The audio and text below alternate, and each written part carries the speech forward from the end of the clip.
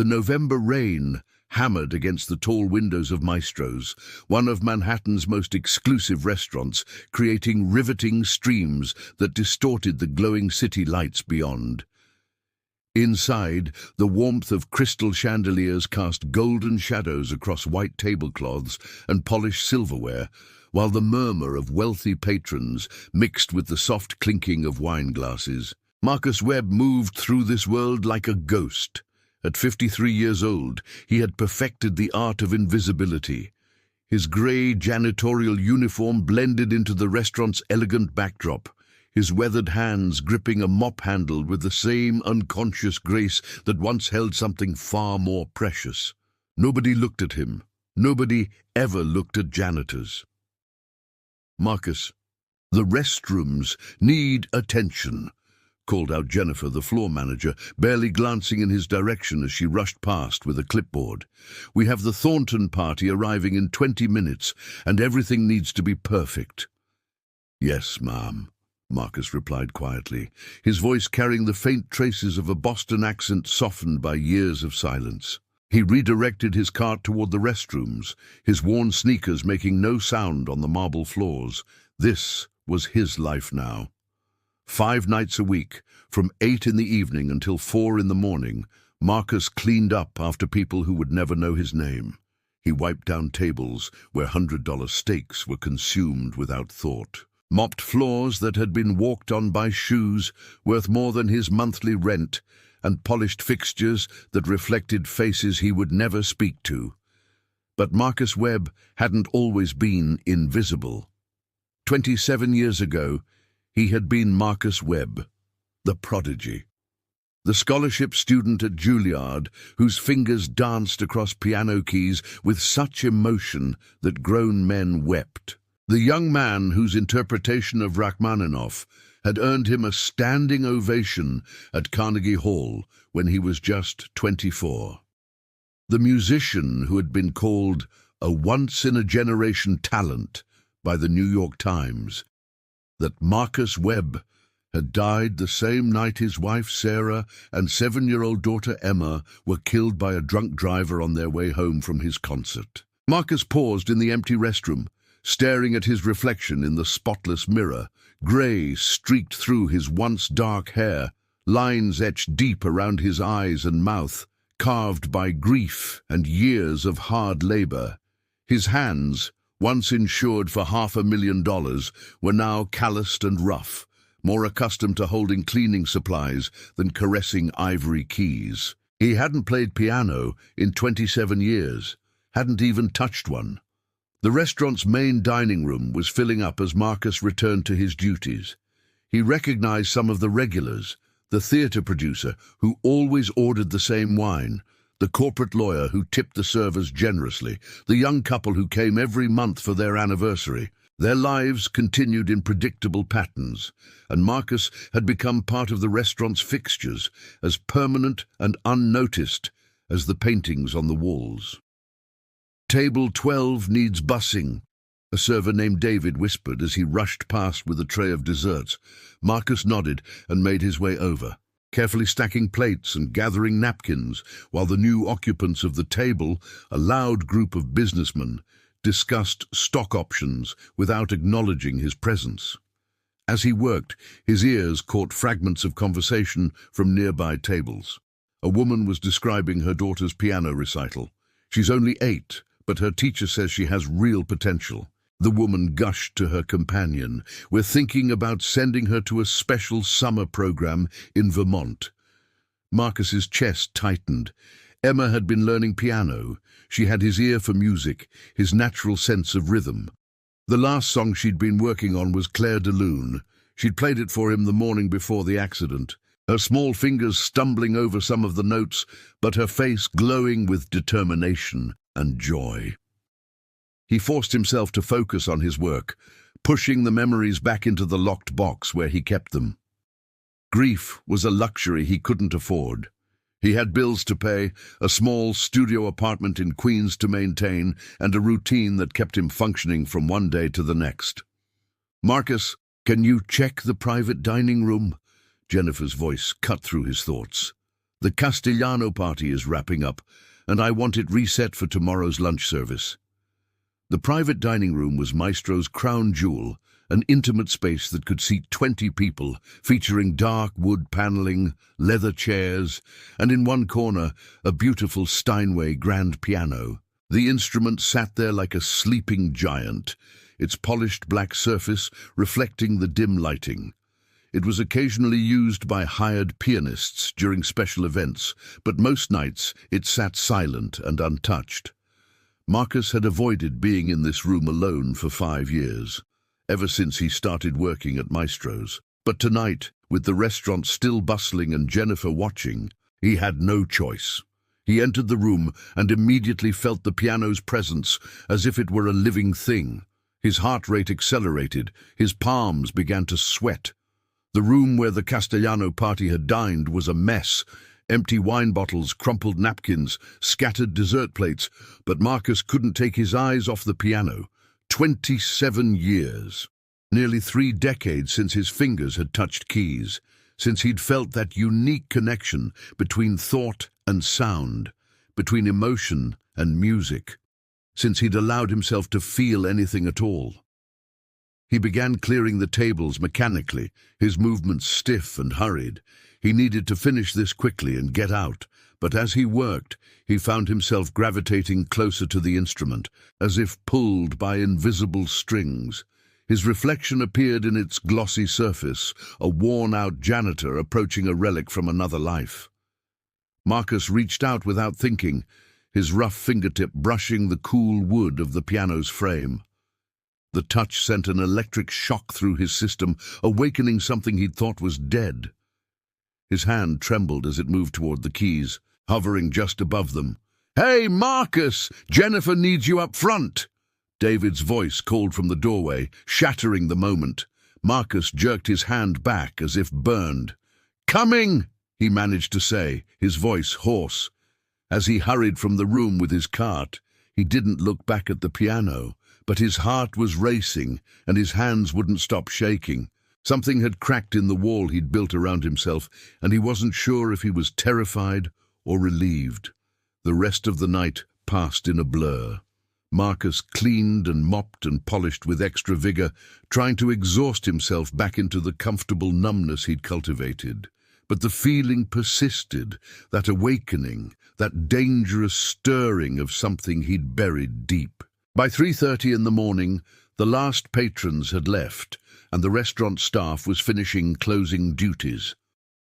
Marcus was in the kitchen, taking out the last bags of trash, when he heard it. Music. Someone was playing the piano in the private dining room.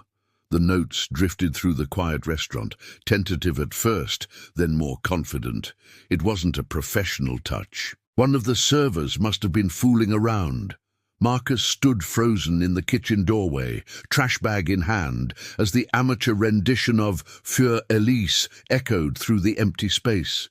His chest felt tight, his eyes burned. The music, imperfect as it was, reached inside him and gripped something fundamental. "Marcus, you okay?" It was Jennifer, appearing beside him with her coat already on. "You look pale." "I'm fine," he lied, setting down the trash bag. "Just tired." "Long night," she agreed. "Hey, make sure whoever's in the private room locks up properly before they leave, okay? I'm heading out." As Jennifer's footsteps faded, Marcus stood alone in the semi-darkness, listening to the clumsy piano playing. When it finally stopped, he made himself walk toward the private dining room, intending to remind whoever was there about the closing procedures. But when he reached the doorway, the room was empty. The piano sat silent, its lid closed, no sign that anyone had been there. Marcus stood confused for a moment before realizing the music must have been coming from someone's phone or the restaurant's sound system. Yet as he turned to leave, he noticed something that made him pause. The piano's lid wasn't completely closed. It was propped slightly open, the way pianists left it when they intended to return soon. Marcus knew he'd seen it fully closed earlier in the evening. His feet carried him across the room before his mind could object. He stood before the instrument, his reflection staring back at him from its perfect surface. Slowly, carefully, he lifted the lid fully, revealing the keys beneath. Even in the dim light, they seemed to glow. Marcus looked over his shoulder. The restaurant was silent. Everyone had left. He was alone with his ghosts and a piano that called to him across the decades. His right hand rose. His fingers positioned themselves over the keys, middle C and the notes surrounding it. The muscle memory was still there, buried but not forgotten.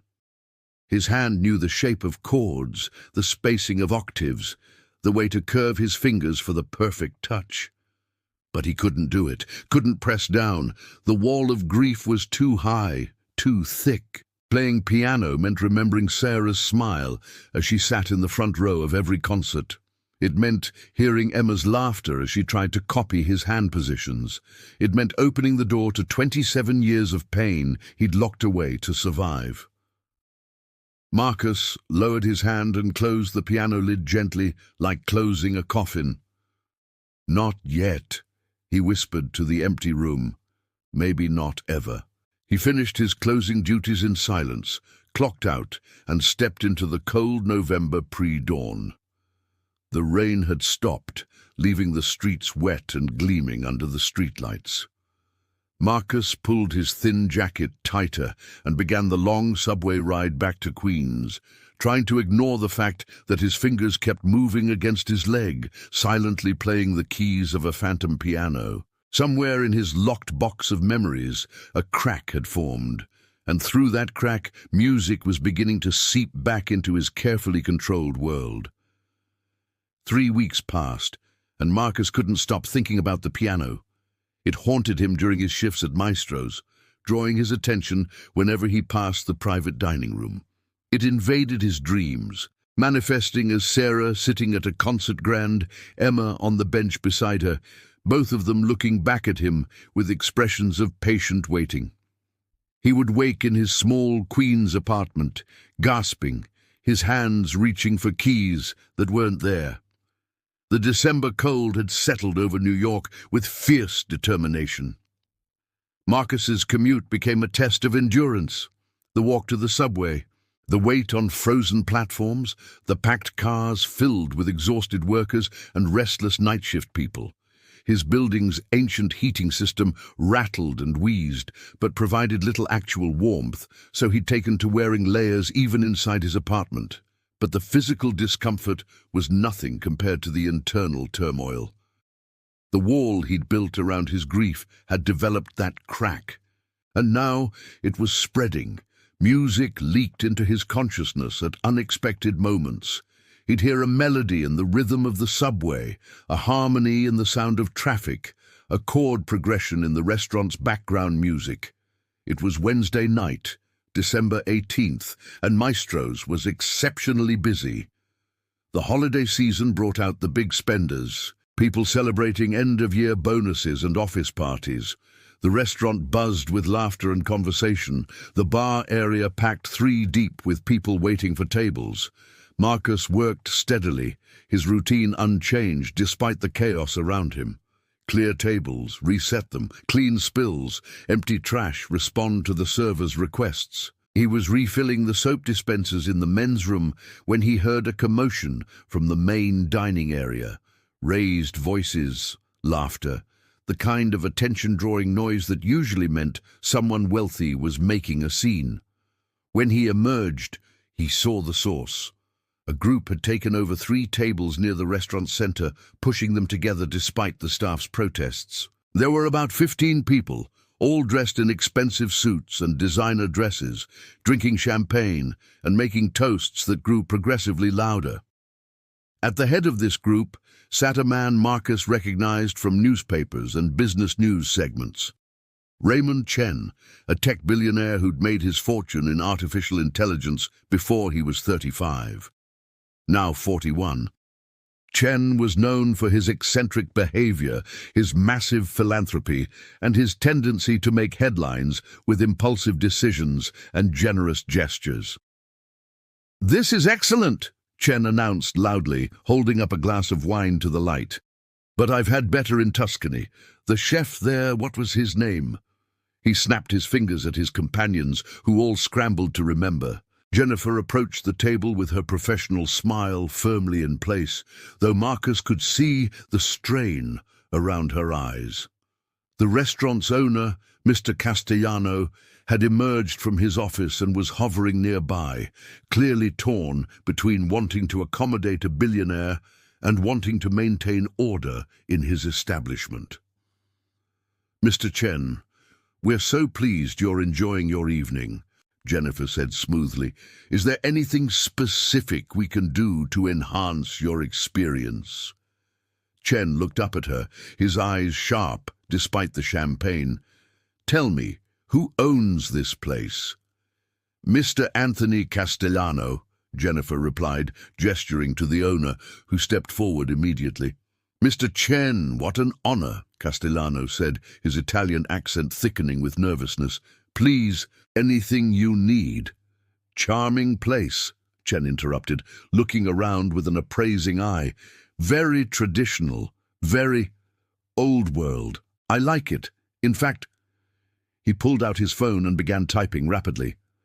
"What would you say this place is worth? 3 million? 5? Castellano's face paled. "Mr. Chen, I don't understand." "I'm thinking of buying it," Chen said casually, as if discussing a sandwich. His companions erupted in laughter and applause. "I've been wanting to own a restaurant, make some changes, modernize things. My assistant is looking up the property records now." The color drained from Castellano's face. Maestro's had been in his family for 30 years. It was his legacy, his life's work. "Sir, the restaurant is not for sale. It's been in my family. Everything's for sale at the right price," Chen said, waving his hand dismissively. Then his attention was caught by something across the room. "Is that a piano? In the private dining room there?" "Yes, sir," Castellano said quietly, clearly trying to regain his composure. "A Steinway Grand. We use it for special occasions." "Excellent!" Chen stood up abruptly, his chair scraping back. "I'll make you a deal, Mr. Castellano. A wager, if you will. If someone in this restaurant, anyone at all, can play Chopin's Nocturne in E-flat major, Opus 9, number 2, and play it well enough to impress me, I'll drop my interest in buying this place and give you, let's say, $1 million for the inconvenience I've caused tonight." The restaurant had gone quiet. Every patron, every server, every person in the building was now watching this unfold. "And if no one can," Castellano asked, his voice barely audible. "Then you seriously consider my offer to purchase," Chen said with a grin. "Though let's be honest, who here can play Chopin? It's one of the most technically demanding pieces in the classical repertoire. I studied it for years and barely managed it." Marcus, standing near the kitchen entrance with his mop and bucket, felt his heart begin to pound. The Nocturne in E-flat major. He knew that piece intimately. He'd played it hundreds of times, including at his Carnegie Hall debut. He could still feel the notes in his fingers, still hear the way the melody should soar and whisper and surge. "Anyone," Chen called out to the room. "Any aspiring pianists? I'm serious about the money. $1 million to Mr. Castellano if someone can play it properly. I'll even accept a few mistakes. I'm not completely heartless. I just want to hear it played with feeling, with understanding." The silence stretched out. A few people shifted uncomfortably. One young man near the bar raised his hand tentatively. "I took lessons as a kid," he offered weakly.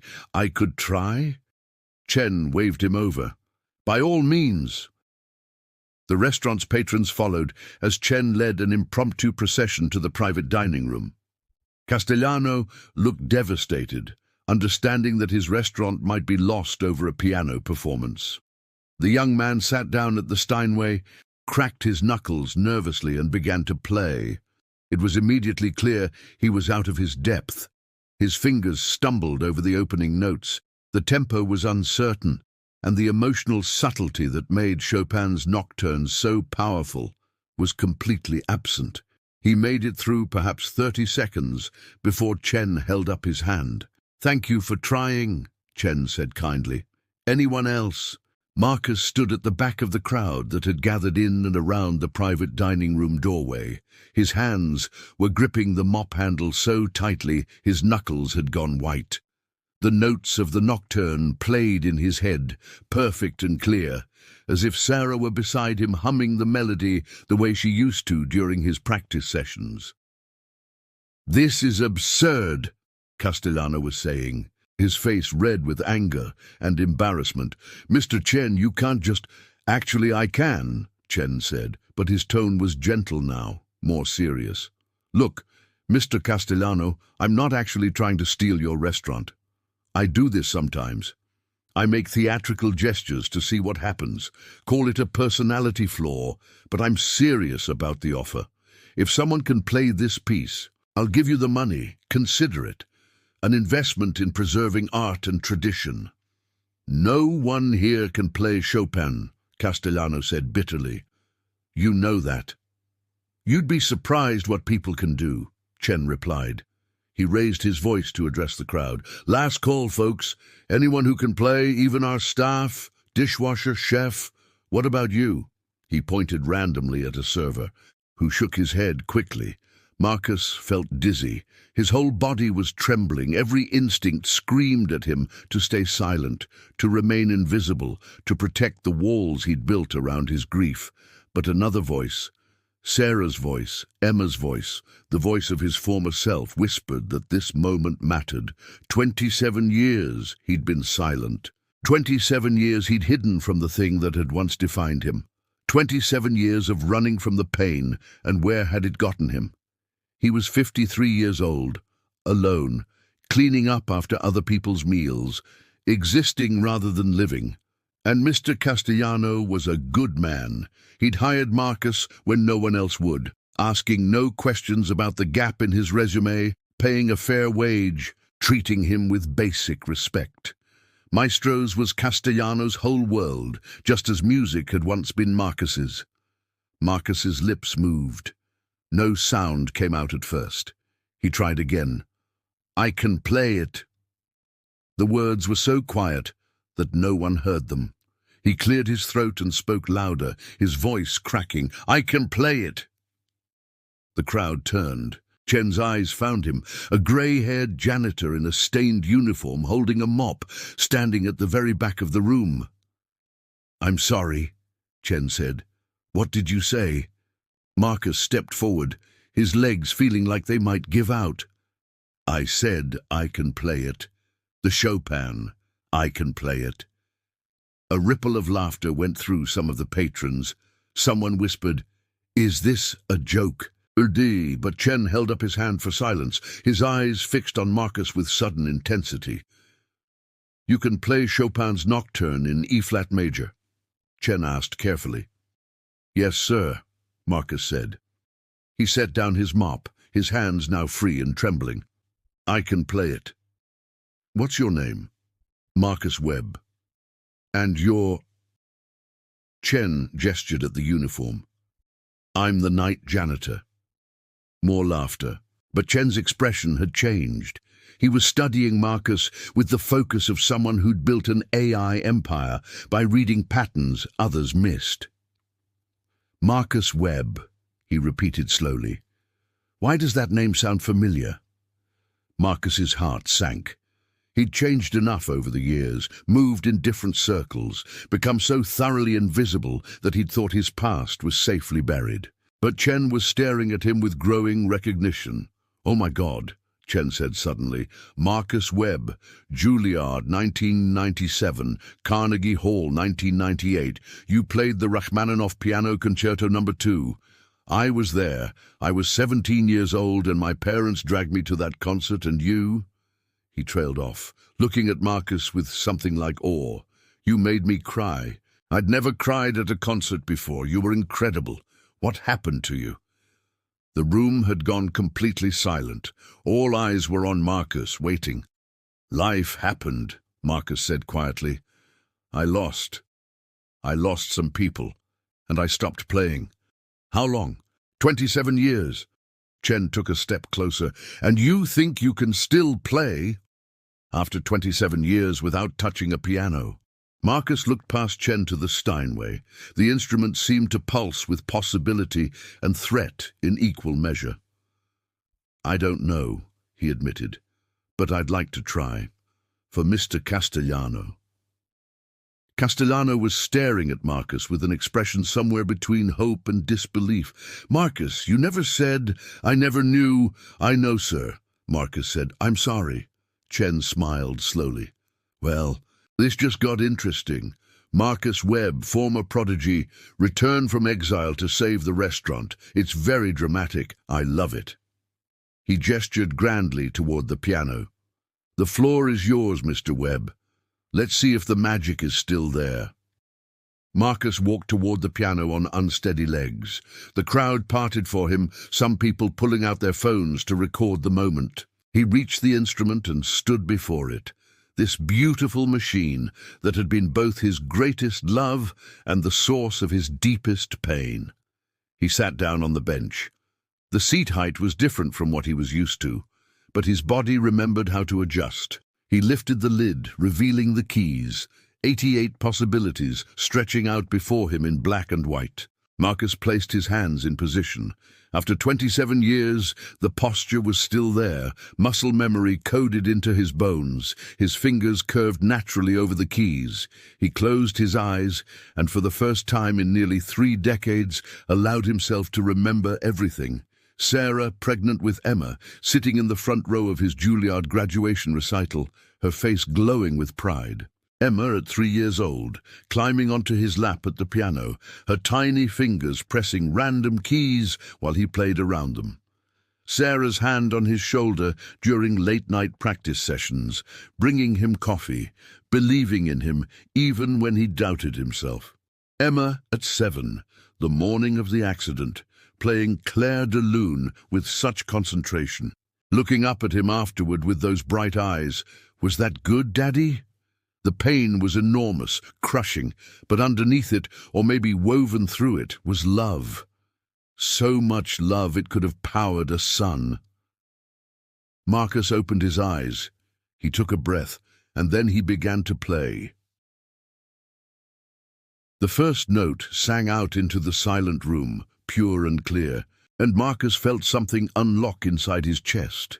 His right hand began the opening melody of Chopin's Nocturne, those iconic notes that millions knew but few could play with true understanding.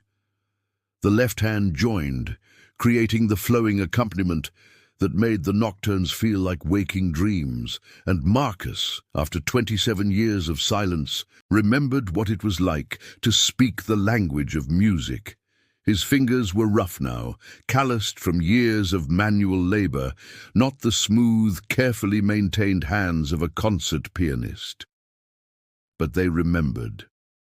They knew where to find each note, how much pressure to apply, when to let the sound ring out and when to dampen it to a whisper. The muscle memory was still there, buried, but unbroken. The technical execution was rougher than it would have been in his prime. A few notes didn't land with perfect precision. The ornamental runs weren't quite as fluid as they should be. His fingers stumbled once over a particularly complex passage, and he felt a flash of panic, but he pushed through, and the melody found its way again. But what Marcus had lost in technical perfection, he'd gained in something else, something that 27 years of grief and loneliness and loss had carved into his soul. When he played now, he wasn't showing off his virtuosity or trying to impress anyone. He was bearing witness to everything he'd loved and lost. Every note carried the weight of memory. Every phrase told the story of a life shattered and somehow, impossibly, still continuing. The Nocturne in E-flat major is a piece about yearning, about beauty touched by melancholy, about hope existing alongside sorrow. Marcus understood that in a way his 26-year-old self never could have. Back then, he'd played it with passionate youth and technical brilliance. Now, he played it with the knowledge of what it truly meant to lose everything and keep breathing anyway. The crowd in the private dining room stood transfixed.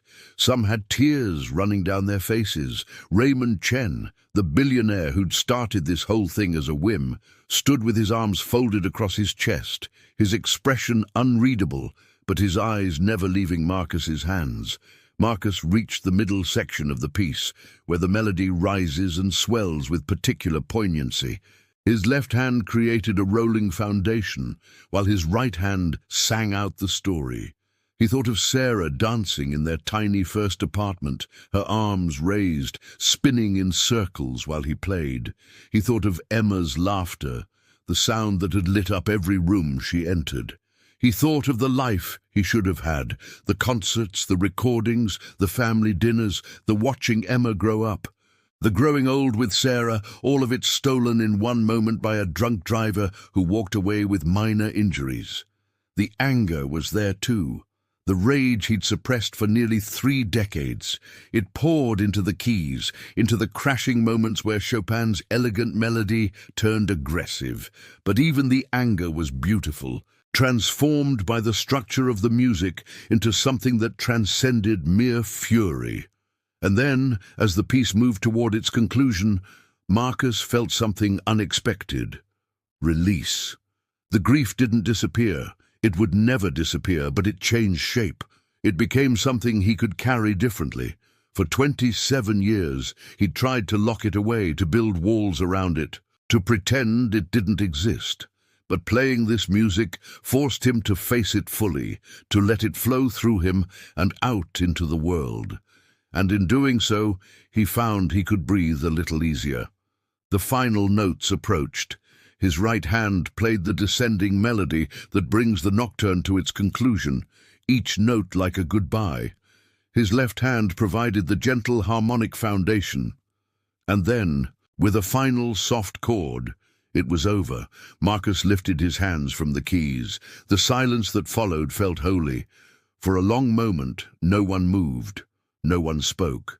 Marcus sat with his hands in his lap, staring at the keyboard, hardly able to believe what had just happened. He'd played. After 27 years, he'd actually played. Then the room exploded in applause. People were clapping, shouting, some openly crying. The patrons who'd come to Maestro's for an expensive dinner had witnessed something they'd never forget. Even the serving staff, who'd known Marcus only as the quiet janitor who never made eye contact, were applauding with stunned expressions. Raymond Chen stepped forward. His face was wet with tears he wasn't bothering to hide. "Marcus Webb," he said, his voice thick with emotion. "That was... I have no words. That was one of the most moving performances I've ever heard. And I've heard this piece played by some of the world's greatest pianists at some of the world's finest concert halls." Marcus stood up slowly, his legs unsteady. Was it acceptable?" Chen laughed, a sound of pure joy and disbelief. "Acceptable? Marcus, you didn't just play the notes. You played the entire human experience. That was extraordinary." He turned to Anthony Castellano, who was wiping his eyes with a napkin. "Mr. Castellano, a deal is a deal. I'll have my accountant transfer $1 million to you by end of business tomorrow. And let me be clear, I have no interest in buying this restaurant.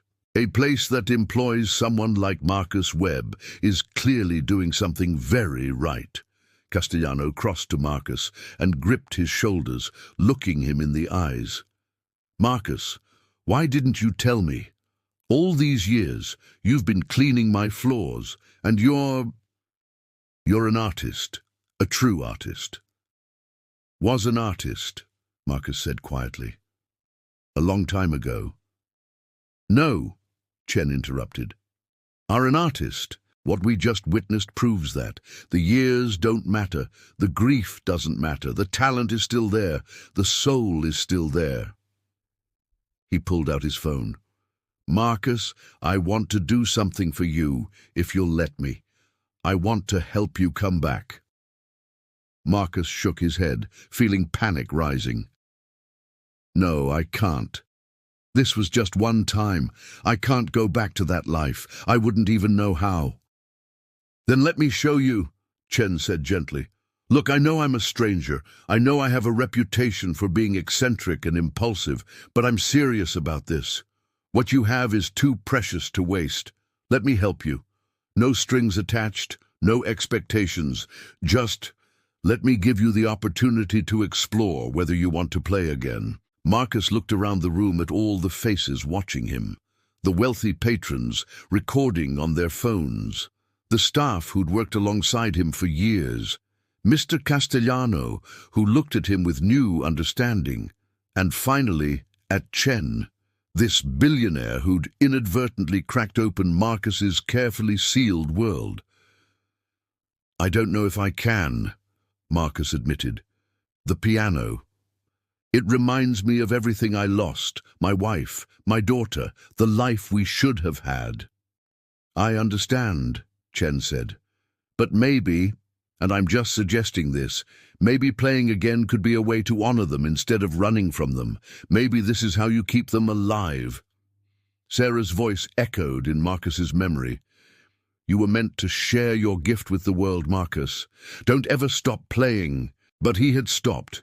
For 27 years he'd stopped. And in doing so, had he betrayed her memory? Or had he been protecting himself the only way he knew how? I need time, Marcus said, to think about this. Of course, Chen said immediately. He pulled out a business card and pressed it into Marcus's hand. Take all the time you need, but when you're ready, if you're ready, call me. I have a recording studio. I have connections to concert halls. I have resources that could help you if you decide you want to try again. One of Chen's companions approached, a woman in an elegant black dress. Raymond, I hate to interrupt, but we need to head to the next event. Chen nodded, but before leaving he turned back to Marcus one more time. Thank you, he said simply, for sharing that with us. It was a privilege. As Chen's group filed out, leaving generous tips for every server and promising to return, the crowd in the private dining room slowly dispersed. Some patrons stopped to thank Marcus personally, shaking his hand, telling him how moved they'd been. Others just stared at him with new eyes, trying to reconcile the janitor they'd ignored with the artist they'd just witnessed. Jennifer approached Marcus, her professional composure cracked by tears. Marcus, that was... I don't even know what to say. Why didn't you ever tell us? It didn't seem relevant, Marcus said. That was a different person, a different life. Was it, though? Mr. Castellano asked, rejoining them. Marcus, you're the same man. You've just been hiding. And I get it. After the tragedy you experienced, I can't imagine how you survived at all. But tonight, I saw you come alive. Really alive. For the first time in the 5 years you've worked here.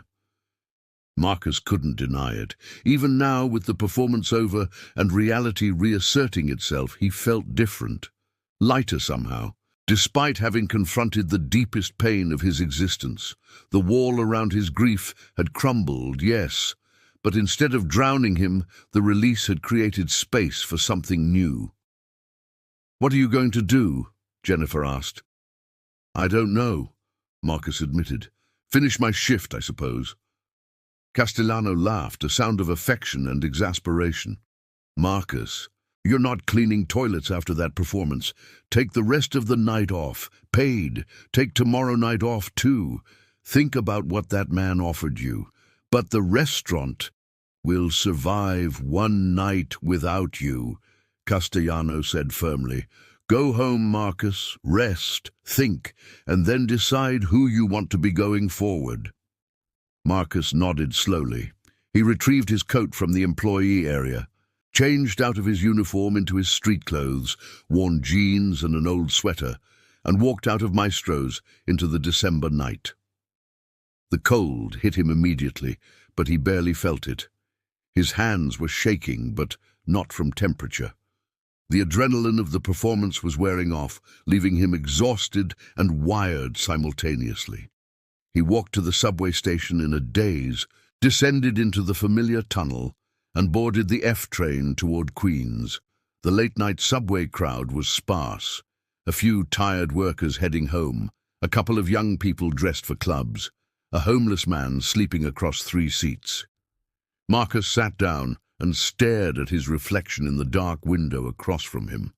The fluorescent lights of the subway car made him look older, more worn than he felt, but his eyes were different. Something had changed there. He pulled out Raymond Chen's business card and studied it. Simple, elegant design. Just a name, a phone number, and an email address. No company name, no title. As if Chen's identity was enough. Marcus's phone buzzed. He pulled it out, surprised. He rarely got texts. It was from Jennifer. "Someone recorded your performance and it's already on social media. You're going viral." His stomach dropped. Viral? He didn't even have social media accounts. But Jennifer sent a link, and with trembling fingers, he clicked it. The video had been posted 20 minutes ago and already had over 50,000 views. The caption read, "Janitor plays Chopin better than most professionals." This guy was a Juilliard prodigy who disappeared for decades. His story is heartbreaking and his talent is undeniable. Marcus Webb, Chopin, Mune Nocturne, classical music. Marcus watched the video of himself playing, seeing what others had seen. The cheap phone camera quality couldn't diminish the emotion in the performance. His own face, visible in profile, showed every year of pain he'd carried. But his hands on the keys told a different story, one of beauty persisting despite everything. The comments were overwhelming. "I'm literally crying. This is the most moving performance I've ever heard. Someone give this man a recording contract immediately." I looked him up. He lost his wife and daughter in a car accident 27 years ago and never played publicly again until tonight. I can't stop crying. The way his hands move, you can see he's not just playing notes, he's playing memories. Marcus closed the phone and pressed his palm against his eyes. His carefully invisible life had just been blown wide open. By morning, thousands more would know his story, would know his name, would have opinions about what he should do next. The train emerged from underground briefly, and through the window, Marcus caught a glimpse of the Manhattan skyline, lit up against the night sky. Somewhere in one of those buildings, his past and his possible future existed simultaneously. The man he'd been, the man he might become again. When he finally reached his apartment, it was nearly 5 in the morning. The building's radiator clanked and hissed its inadequate warmth. Marcus climbed the 3 flights to his studio and unlocked the door to his small space. A bed, a table, a hot plate, a bathroom barely large enough to turn around in. His whole life reduced to 300 square feet of survival.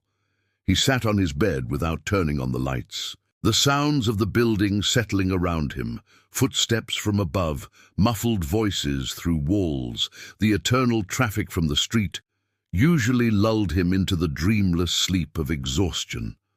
But tonight, his mind was racing. For 27 years, he'd punished himself by denying the thing he loved most. He'd thought he was protecting himself from pain, but in reality, he'd been slowly suffocating. And tonight, for just a few minutes, he'd remembered what it was like to breathe. Marcus's eyes drifted to his hands, still slightly trembling.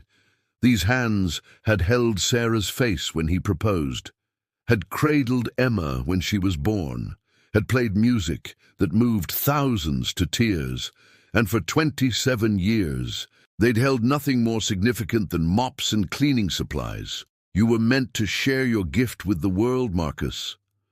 Sarah's voice, clear as if she was standing beside him. "Was that good, Daddy?" Emma's question, asked so many times, about so many things. Piano practice, drawings, schoolwork. Always seeking his approval. Always ready to try again if he said it could be better. "Was that good, Daddy?" Marcus pulled out his phone and looked at Raymond Chen's business card again.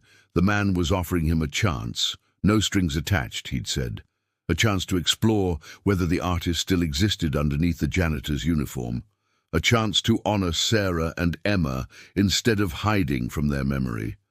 Or he could go back to Maestro's tomorrow night, put on his grey uniform, and return to comfortable invisibility. He could delete the videos, ignore the attention, and let this moment fade into obscurity. No one would blame him. He'd survived an unimaginable tragedy. He'd earned the right to live however he needed to. But as the first light of dawn began to filter through his small window, Marcus realized something. Surviving wasn't the same as living. And tonight, for the first time in 27 years, he'd felt alive. He picked up his phone and typed out a message to Raymond Chen. "This is Marcus Webb. I'm ready to talk." He stared at the message for a long time before hitting send. The moment he did, something shifted. The future, which had been a flat, predictable landscape for so long, suddenly opened up with possibility. Terrifying, exhilarating possibility. Marcus lay back on his bed, exhausted but unable to sleep. Outside his window, New York City woke up to a new day, and inside his small apartment, Marcus Webb, former prodigy, current janitor, began to consider the possibility that his story might not be over after all. Raymond Chen's response came within minutes. 11 a.m. tomorrow, at my studio in Soho. Address below. Don't worry about anything. Just come. Marcus didn't sleep. How could he? The adrenaline had given way to a bone-deep exhaustion that somehow kept him wired, staring at the ceiling of his studio apartment as the morning light grew stronger.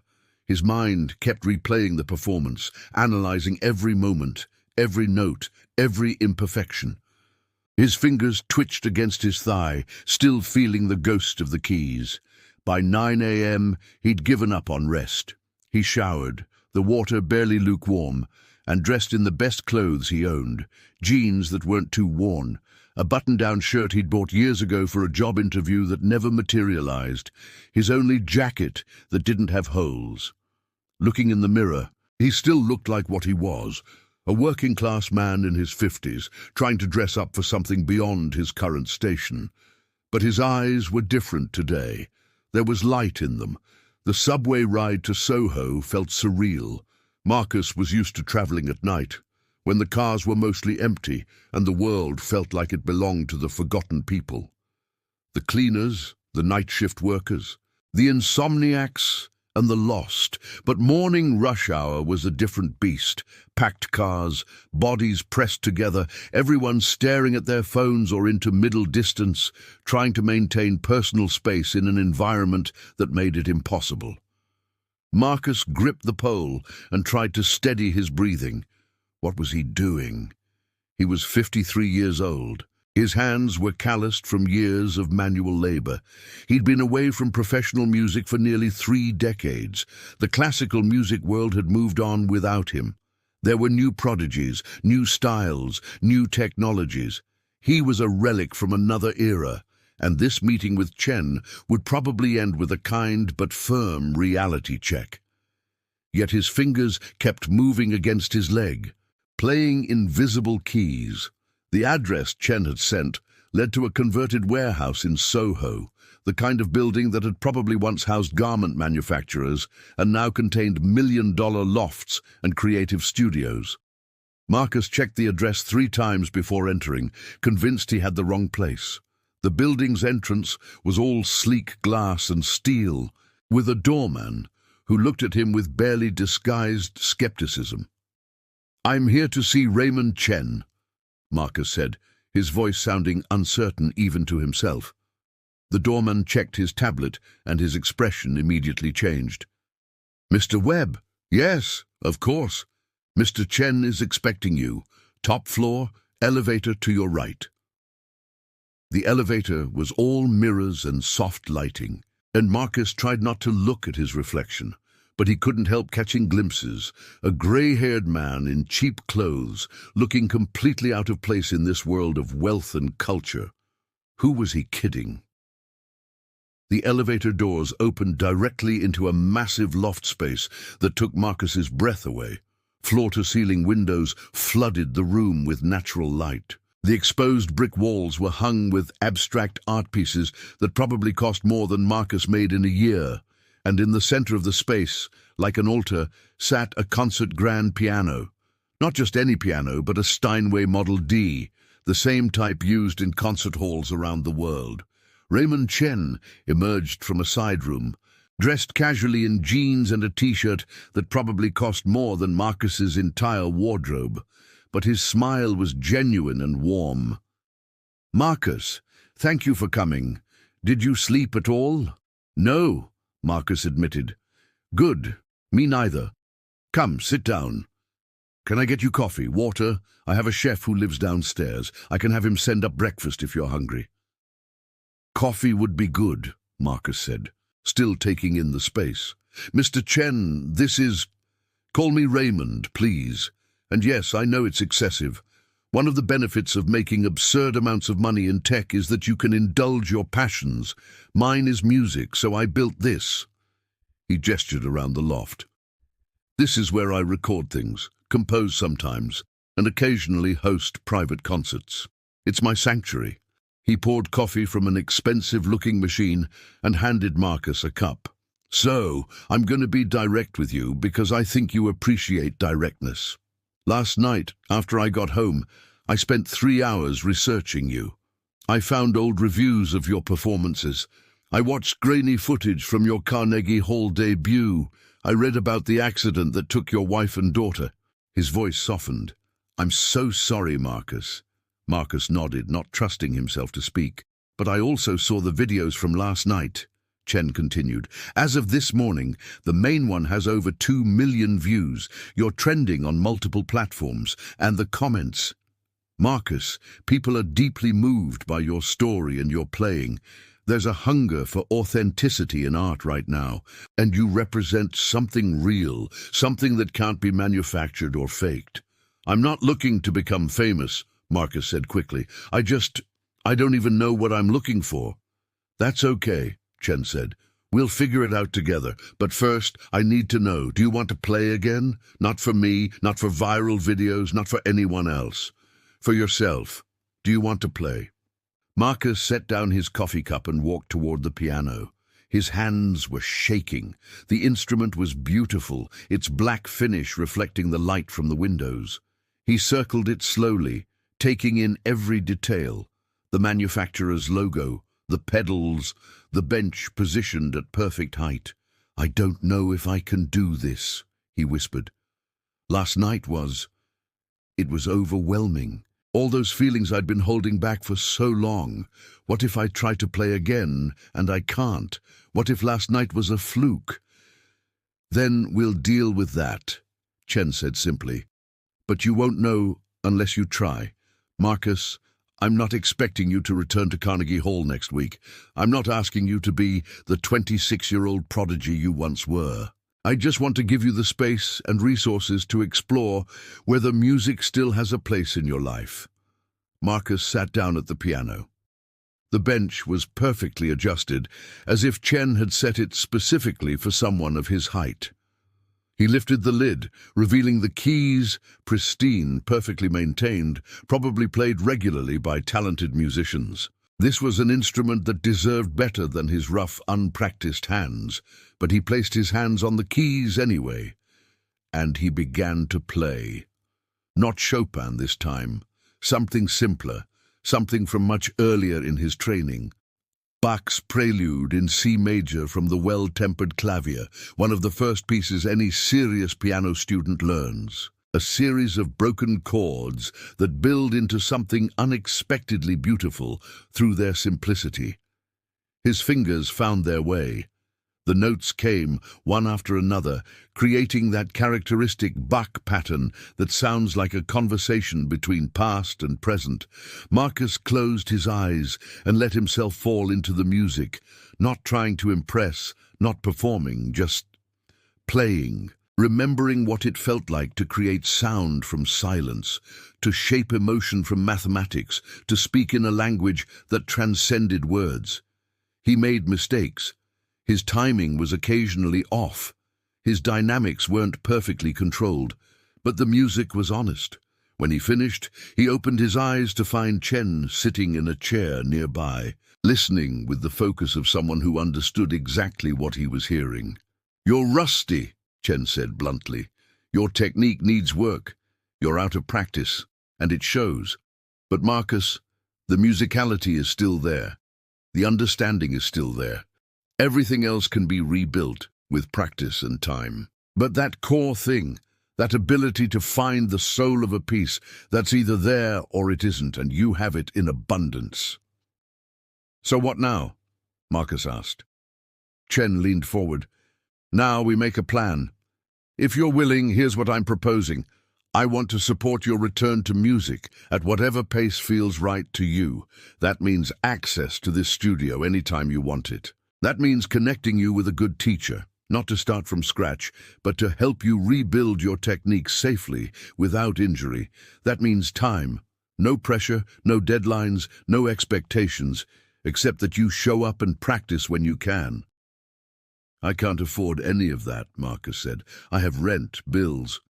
"I'll cover your living expenses," Chen interrupted. "Whatever you need to make this work. And before you say no—" He held up his hand as Marcus started to protest. "This isn't charity. This is me investing in something I believe in. Do you know how rare it is to witness what we saw last night? You moved an entire room full of jaded New Yorkers to tears. That has value, Marcus. Not monetary value you can measure, but the kind of value that makes life worth living." Marcus felt tears beginning to form. "Why are you doing this? You don't even know me." "Because I can," Chen said simply. "Because I have more money than I could spend in 10 lifetimes, and using it to help someone like you is infinitely more satisfying than buying another yacht or whatever rich people do. And honestly, because when I was 17 years old, I went to Carnegie Hall to hear some pianist my parents wanted me to see, and that pianist, you, played something that changed my life. It made me understand that art matters, that beauty matters, that we need people who can express what the rest of us feel but can't articulate. I owe you this." The two men sat in silence for a moment. The morning light streaming through the windows, the piano sitting between them like a bridge between past and future. "I'd need to keep working," Marcus said finally. "At least for a while, until I know this is real." "Of course," Chen agreed. "I'm not asking you to quit your job tomorrow, but maybe reduce your hours. Give yourself time to practice, to remember who you were and who you might become." Marcus thought about Mr. Castellano, about maestros, about the routine that had kept him functioning for 5 years. Could he let go of that safety net? Could he risk disappointment and failure by trying to reclaim something from his past? But then he thought about Sarah, about the way she'd supported his music even when money was tight, even when he was stressed and difficult to live with before big performances. She'd believed in his gift completely, without reservation. "If I do this," Marcus said slowly, "I want to play for people, not just practice alone. Music is meant to be shared. Sarah always said that." Chen smiled. "I was hoping you'd say that. How about this? In 3 months we host a private concert here. Just a small gathering, maybe 50 people, friends and supporters. You play whatever you want, whatever feels right. Low pressure, just a chance to see how it feels to perform again. If you hate it, no problem. If you love it, we figure out the next steps." 3 months, Marcus repeated. The timeline felt both impossibly far away and terrifyingly close. "And in the meantime," Chen continued, "you practice. You work with a teacher. You remember how to be Marcus Webb, the pianist, not just Marcus Webb, the janitor who used to play piano."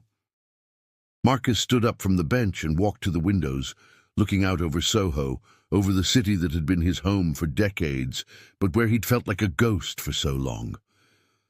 Down below, people hurried along the sidewalks, living their lives, chasing their dreams or running from their nightmares. He'd been running for 27 years. Maybe it was time to stop.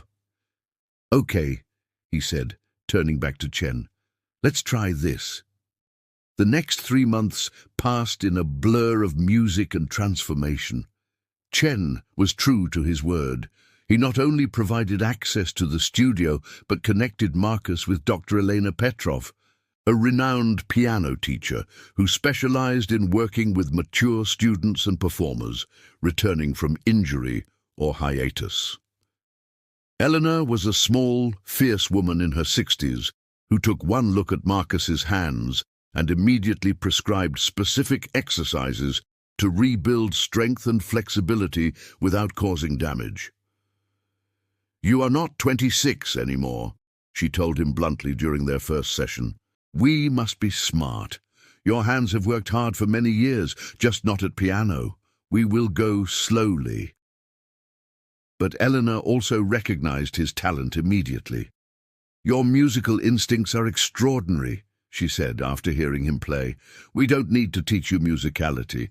We just need to give your body the tools to express what your soul already understands." Marcus reduced his hours at Maestro's to 3 nights a week. Mr. Castellano not only agreed, but insisted, even offering to maintain his full salary.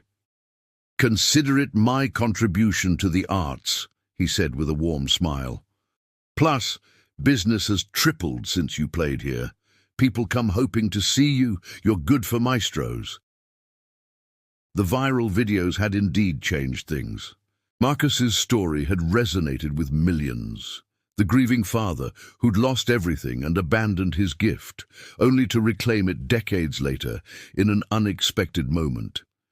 Journalists requested interviews, which Marcus mostly declined. A few music blogs wrote think pieces about talent, trauma, and second chances, but Marcus tried to ignore the attention and focus on the work. The work was harder than he'd anticipated. His fingers ached constantly for the first month. His back hurt from hours at the piano. His mind struggled to remember complex pieces he'd once played from memory without thinking. There were days when frustration overwhelmed him, when he wanted to quit, when the gap between who he'd been and who he was now felt insurmountable. But there were also moments of pure joy. The first time he successfully played through Rachmaninoff's Prelude in C-sharp minor without major mistakes, he cried. When Elena praised his interpretation of a Schubert impromptu, saying it showed real artistic growth, he felt pride for the first time in decades, and slowly, gradually, the piano began to feel less like a reminder of loss and more like a connection to everything he'd loved. Chen checked in regularly, always supportive, never pushy. Sometimes Marcus would arrive at the studio to find Chen already there, working on his own musical compositions. It turned out the Billionaire was an amateur composer with genuine skill. They'd talk about music theory, share ideas, play for each other. A genuine friendship developed between them, one that transcended their vast differences in wealth and status. "You've given me a gift, too," Chen told Marcus one afternoon. "Watching you reclaim your artistry has reminded me why I fell in love with music in the first place. I'd gotten so caught up in my tech empire that I'd forgotten how to be present with art. Thank you for that." As the 3-month mark approached, Marcus began preparing for the private concert. He carefully selected his program, a mix of pieces that meant something to him personally. Bach's Prelude in C major, because it was the first thing he'd played when he returned to piano. Chopin's Nocturne in E-flat major, because that was the piece that had started everything. A Beethoven sonata he'd played at his wedding. And finally, Debussy's Clair de Lune, because Emma had been learning it when she died, and it was time to honor her memory by playing it the way it deserved to be played. The night of the concert arrived in late March. Spring was beginning to assert itself in New York, the weather warming, the days lengthening. Marcus stood in Chen's loft studio. Wearing a suit Chen had insisted on buying for him, looking out at the 50 chairs that had been set up facing the piano. They were beginning to fill with people, Chen's friends, a few music critics, Mr. Castellano and several staff members from Maestro's, Elena and her husband, and even some strangers who'd followed Marcus's story online and had somehow secured invitations. Marcus's hands were shaking, his heart pounded. The old performance anxiety came flooding back, but it felt different now. Before he'd been afraid of making mistakes, of not living up to expectations. Now he was afraid of something else, afraid that this moment would break the fragile spell that had allowed him to play again. Afraid that he'd freeze or falter or lose the thread of music that had become his lifeline. Eleanor found him in the side room where he was hiding. "You are nervous," she observed. "Terrified," Marcus admitted. "Good," she said firmly. "Fear means you care. Fear means it matters. You have not had fear in 27 years because nothing mattered enough to scare you. This fear is a sign of life. Marcus, welcome it." Raymond Chen poked his head in. "We're ready whenever you are. No rush. Take your time." Marcus nodded. He walked to the doorway and looked out at the audience. These people had come to hear him play, to witness this strange return from exile. Some of them probably expected to see a curiosity, a has-been trying to recapture lost glory. But Marcus realized he didn't care what they expected. He was playing for himself, for Sarah, for Emma, for the part of him that had survived when it would have been easier to give up. He walked to the piano and sat down. The room fell silent. Marcus placed his hands on the keys and closed his eyes. He thought about everything that had led to this moment. The tragedy, the grief, the years of hiding, the chance encounter with a billionaire who'd made a joke that changed everything, the slow rebuilding of something he'd thought was lost forever. And then he began to play. The Bach came first, clean and clear, those simple patterns that contained infinite depth. Then the Beethoven, powerful and declarative, the Chopin next, played with even more feeling than that first night at Maestro's, because he understood it better now, understood how beauty and sorrow could coexist in the same breath. And finally, Clair de Lune. Marcus had been dreading this piece, the one most associated with Emma. But as he began playing Debussy's masterpiece, something shifted. He wasn't playing Emma's hesitant, child-sized version. He was playing his own interpretation, informed by loss but not destroyed by it. The piece unfolded like moonlight on water, its famous melody rising and falling with the inevitability of tides. And as he played, Marcus felt something he hadn't felt since before the accident. Peace, not the absence of pain that would never come, but the ability to hold both pain and joy simultaneously, to honor his grief while still choosing to live, to create, to share beauty with the world. When the final notes faded, the silence lasted several heartbeats. Then the audience rose as one, applauding, some with tears streaming down their faces. Marcus stood and bowed, overwhelmed by the response, but also feeling strangely calm. He'd done it. He'd played. And the world hadn't ended. In fact, the world felt bigger than it had in decades. After the concert, people crowded around him. Some offered congratulations. Others shared their own stories of loss and recovery. A music critic from a major publication asked if he could write a profile. A concert promoter wondered if Marcus might be interested in performing at a small venue in Brooklyn. The attention was overwhelming, but Marcus handled it with more grace than he'd expected, accepting business cards and kind words with genuine gratitude.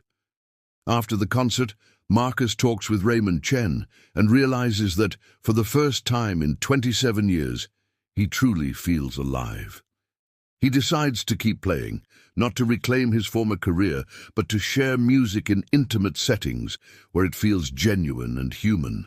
Inspired by Marcus's journey, Chen proposes creating Second Movement, a program to support musicians who left their art due to trauma or life circumstances.